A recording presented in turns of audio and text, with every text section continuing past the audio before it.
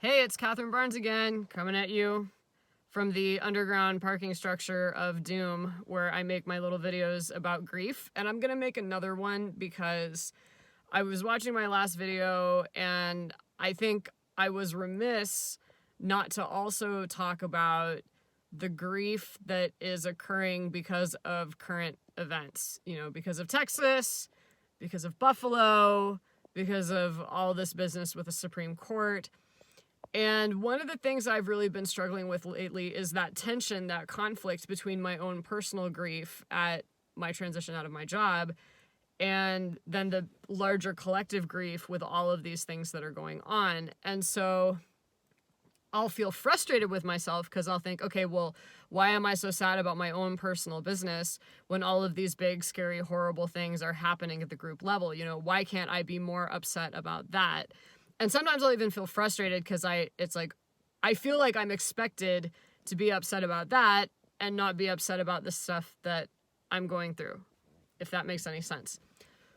So I gave that some thought, and I went back to that quote that I referenced in my first video about grief from the author Elaine Castillo, where she says, "Trauma is a landscape." And what that reminded me is that, you know, a lot of teachers have had it. A lot of teachers are quitting.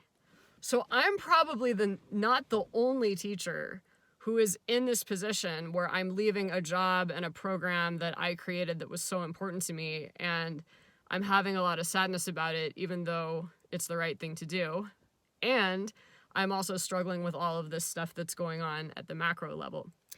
The other thought that I had was, I actually think that the root cause behind the reasons I need to leave my job and the things that happened with the shootings and also with the Supreme Court, frankly, I think the root cause is the same.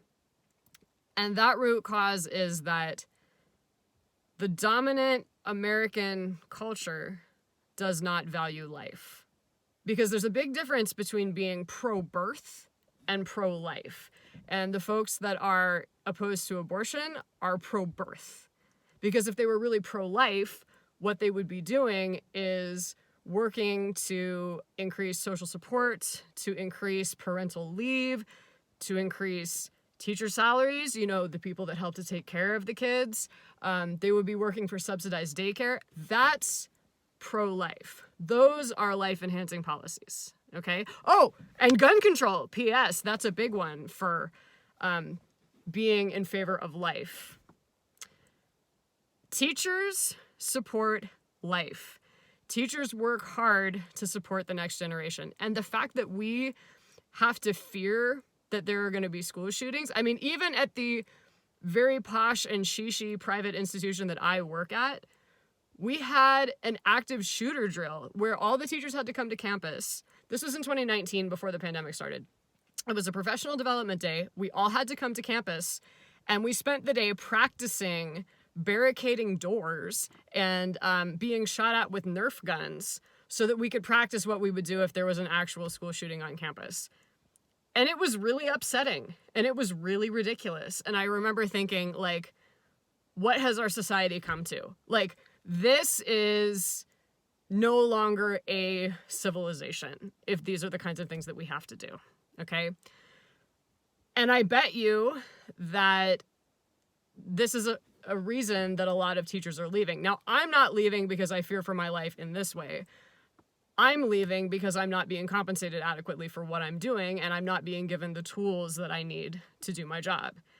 And that's not the same extreme as teachers who are leaving because they fear for their lives. But, you know, not being compensated adequately is another way of fearing for one's life. It's just on a lesser scale. So I think what I'm trying to say is that I know my own grief is connected to the collective grief that we're going through, even though it often feels like they're in competition, and it's really painful.